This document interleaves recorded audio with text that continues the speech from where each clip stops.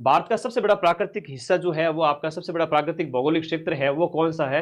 वो है, क्षेत्रफल के हिसाब से देखा जाए तो प्रायद्वीपीय पठार है ना? गोंडवाना भूमि जो है, साउथ वाली भूमि उसे गोंडवाना कहेंगे। उत्तर वाला जो भाग है, जितने भी वो अंगारा लैंड का भाग था, नीचे वाला गोंडवाना लैंड लैंड का भाग है, त्रिभुजाकार है, 16 लाख किलोमीटर स्क्वायर, जिसकी ऊंचाई है लगभग 1000 के आसपास।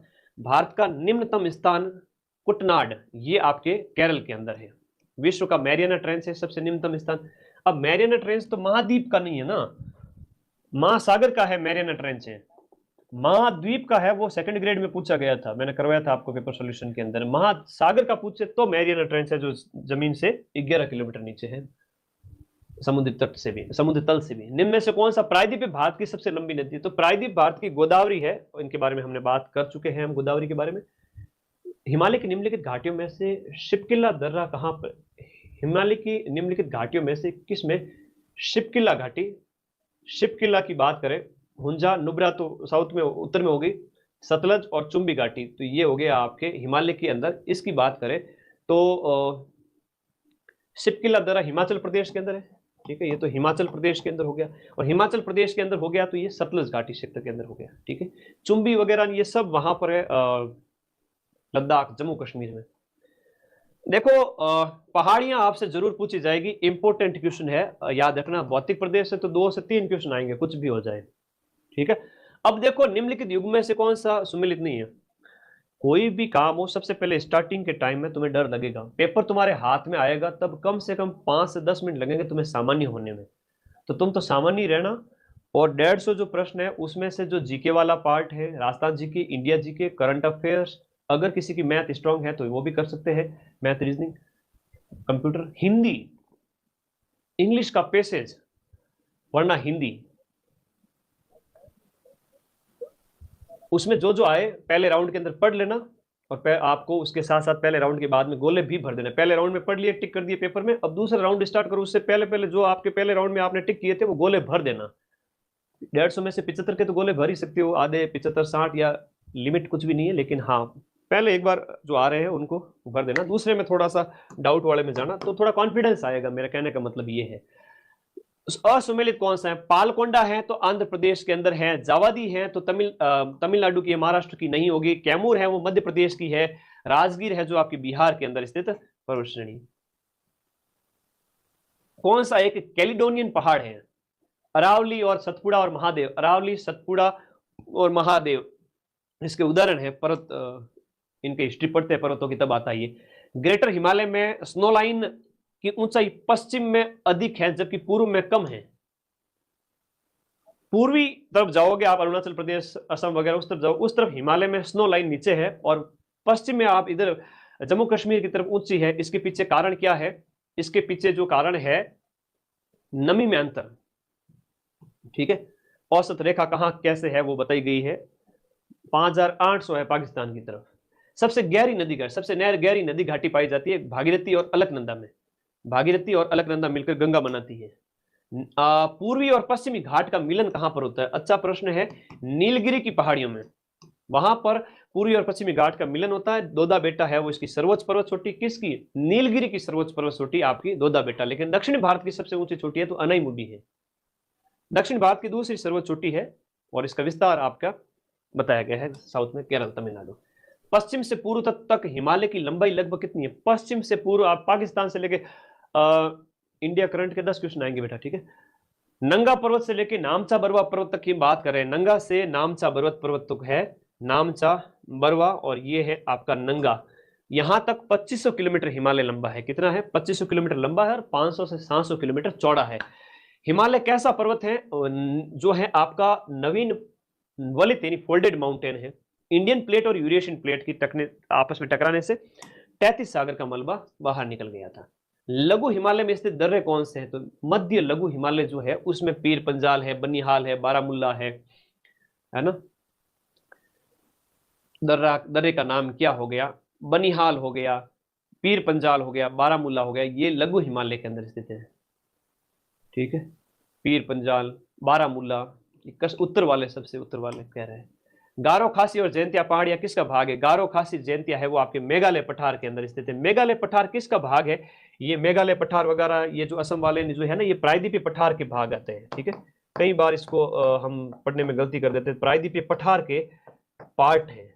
हम पर्वत की बात नहीं कर रहे हैं, पर्वत है तो वो आपके पर्वत श्रेणी जो है अराकान योमा तक, जो म्यांमार तक जाती है। इवन अंडमान निकोबार द्वीप समूह जो है निकला हुआ है, आप देखते हो वो भी हिमालय का कहीं ना कहीं समंदर में अवशेष है, ठीक है।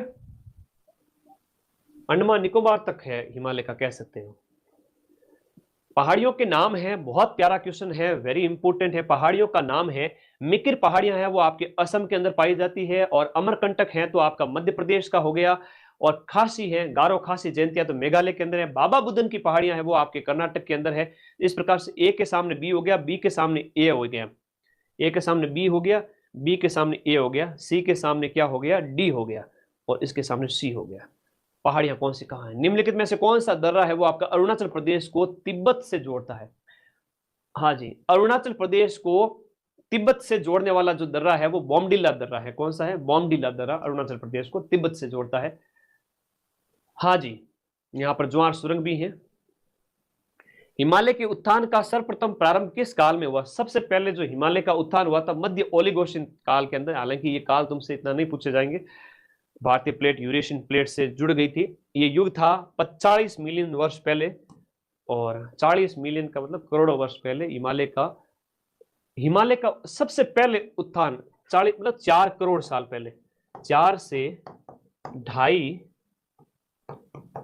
ढाई करोड़ साल पहले की बात है, जब हिमालय के अंदर सबसे पहले धक्का लगा था। इंडियन प्लेट यूरेशियन प्लेट से टकराई थी, तैतीस सागर का मलबा निकला था। ओलिगोशिन काल था वो। कौन सा? जम्मू कश्मीर में कौन सी नदी प्रवाहित होती है? तो आपका जम्मू कश्मीर में कौन सी नदी प्रवाहित होती है? तो आपका, हाँ जी, नुब्रा, सिंधु, चिनाब, झेलम। इसको छोड़े। हाँ जी, बताओ। अच्छा प्रश्न है।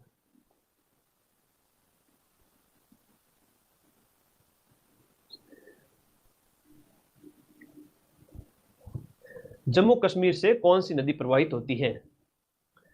जिस पर भारत और पाकिस्तान के बीच में, देखो जम्मू कश्मीर में है, जैसे हम बात करें भारत और पाकिस्तान के बीच में जल विवाद भी, मतलब सिंधु समझौते के तहत ये सिंधु की 5 सहायक नदियां है। तो झेलम हो गया, चिनाब, रावी, झेलम, चिनाब, रावी, और इसके साथ साथ आपका ये मैन है जो आपकी जो सिंधु की सहायक के अंदर आती है ना, व्यास, सतलज वगैरह, सिंधु की सहायक। तो ये झेलम है, चिनाब है, दोनों होगी। तो इसमें आप लोग करोगे इसका आंसर ए, झेलम कर देना। चिनाब वगैरह, रावी है, 5 नदियां है जो आपकी सिंधु समझौते के तहत, याद रखना है, ठीक है। ओके, कई बार थोड़ा सा प्रश्न को सोचना पड़ेगा, ठीक है। जब आप आंसर दोगे तो प्रश्न को पटवार के पेपर में थोड़ा सोचना पड़ेगा। आपको लगेगा कि प्रश्न का आंसर तो यही है, लेकिन थोड़ा एक बार सोचोगे तब राइट आंसर निकलेगा। सिक्किम का दर्रा नाथुला। बर्मिंघम नहर किस राज्य में स्थित है? तो ये आपके आंध्र और तमिलनाडु के बीच में स्थित है। दक्कन जाल बना हुआ है। दक्कन किससे बना हुआ है? दक्कन ट्रैप या दक्कन जाल एक ही नाम है। बैसाल्ट चट्टानों से बना हुआ है। बैसाल्ट मतलब लावा चट्टानों से बना हुआ है। वह कौन सी नदी है जिसका उद्गम और मुहाना भारतीय गणराज्य के अंदर है? तो गोदावरी है, इसका उद्गम और मुहाना भारत में है। बाकी ये भारत में नहीं है, भारत से बाहर आती है। ब्रह्मपुत्र वगैरह 3 देशों में बहती है?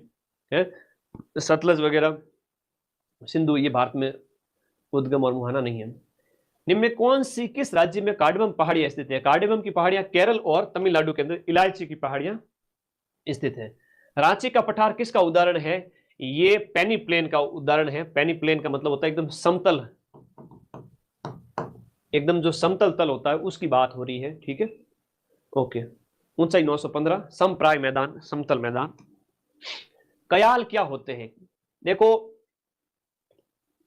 लैगून पर्वत श्रृंखला है ना, लैगूर मतलब कयाल क्या होते हैं इस प्रकार से, जैसे ये है, हमने बात की, जैसे ये है कयाल, एक जमीन के अंदर ऐसा हिस्सा है जो समंदर के किनारे है, और समंदर के किनारे है और समंदर का पानी इसके अंदर घुस गया है, ये कयाल बन गई।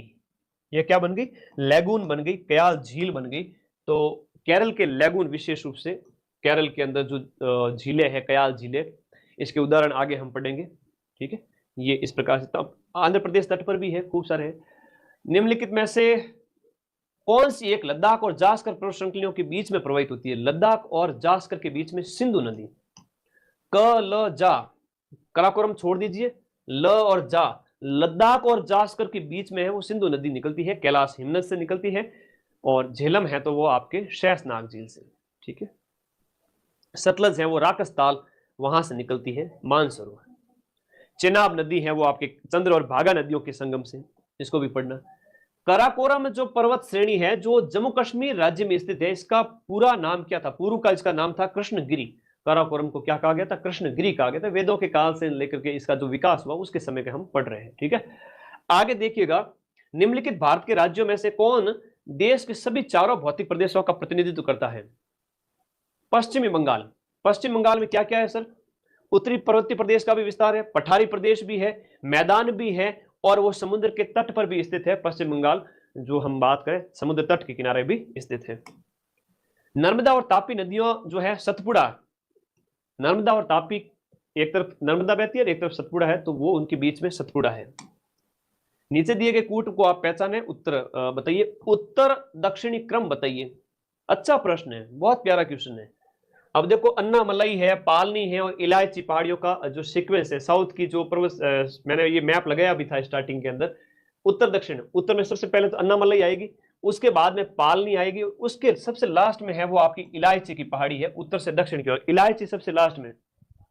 ठीक है, अन्नामलई, पालनी और इलायची। तो ये अच्छे प्रश्न है, इसको अच्छे से दिमाग में सेट रखें, है ना।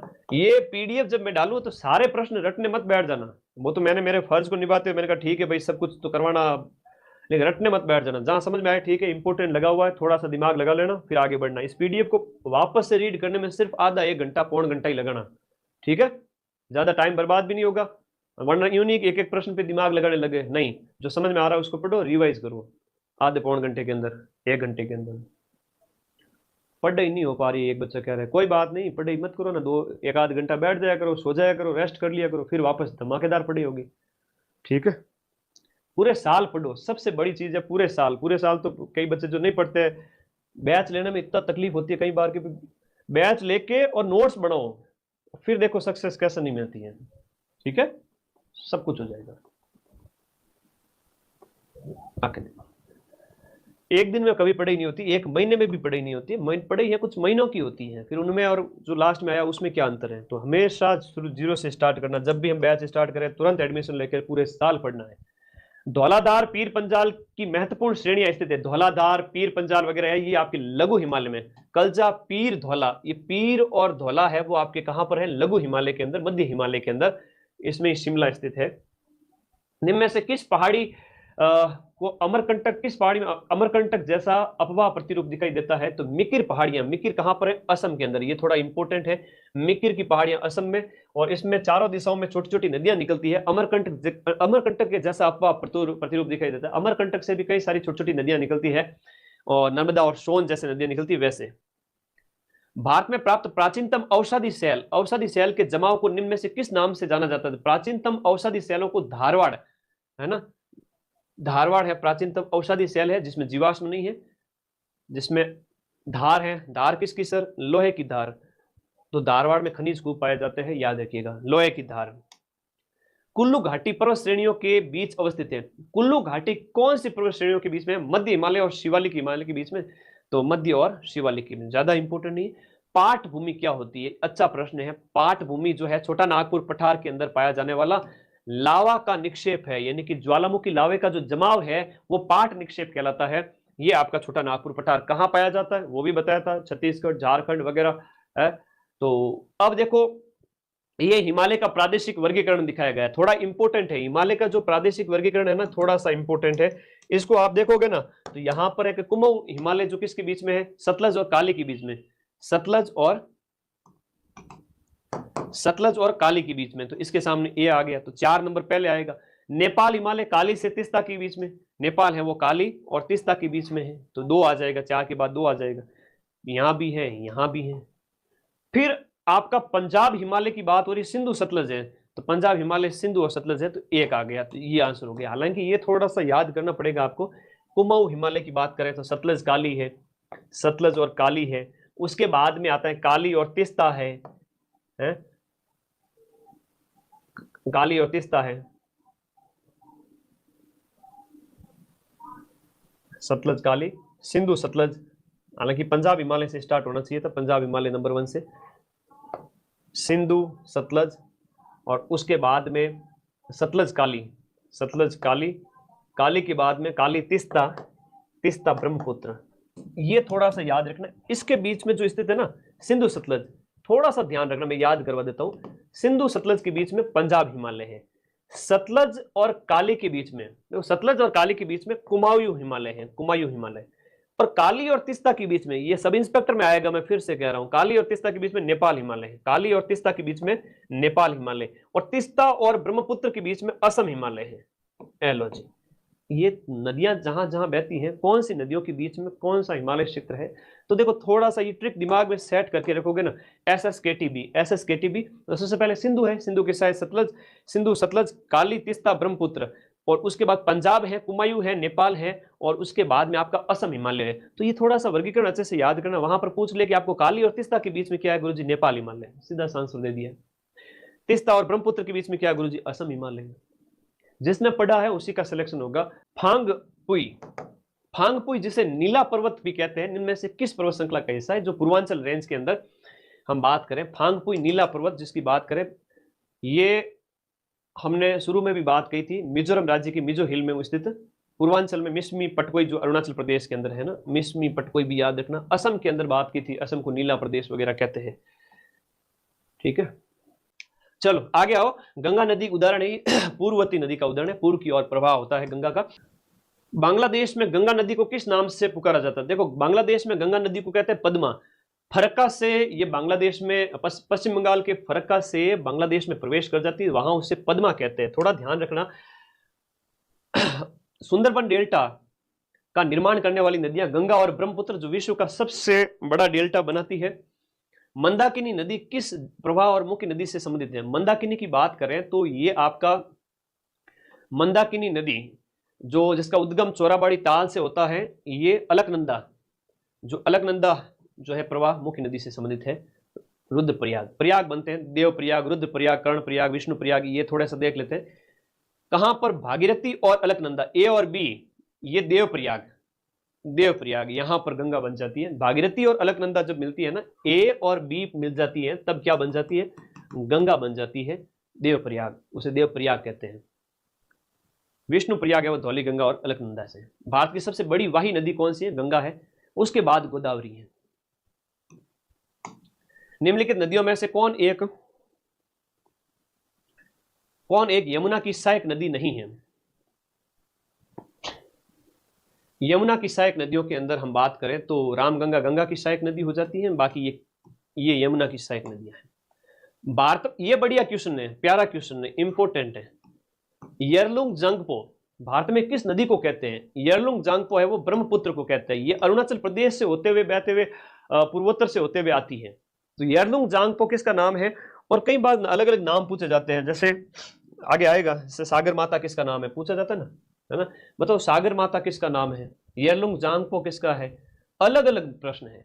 सागर माता आपके माउंट एवरेस्ट का। तिब्बत में मानसरोवर झील के पास जिस नदी का स्रोत है वो है आपके ये सारी की सारी नदियां तिब्बत में मानसरोवर झील से निकलती है। ब्रह्मपुत्र, देखो ये बड़ा प्रवाह तंत्र है, सिंधु नदी तंत्र है, ब्रह्मपुत्र नदी तंत्र है, और बाकी वाले तो गंगा नदी तंत्र, 3 बड़े नदी तंत्र हैं।